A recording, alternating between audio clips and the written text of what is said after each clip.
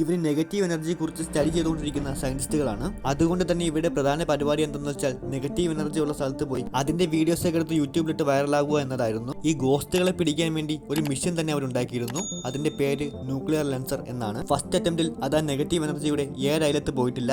രണ്ടാമത്തെ പ്രാവശ്യം അവർ ആ മിഷൻ റീഅറേഞ്ച് ചെയ്തു. ഇത്തവണ ഒരു കോളേജിലേക്കാണ് അവർ പോകുന്നത്. എന്തോ ഒരു വലിയ ഫെസ്റ്റിവൽ ആ കോളേജിൽ നടക്കുന്നുണ്ട്.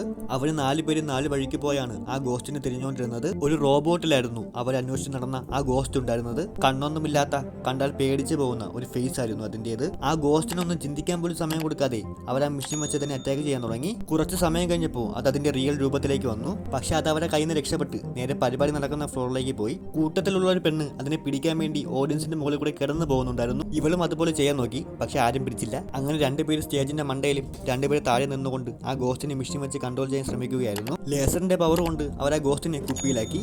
അങ്ങനെ അവർ ലോകം മൊത്തം ഫേമസ് ആയി.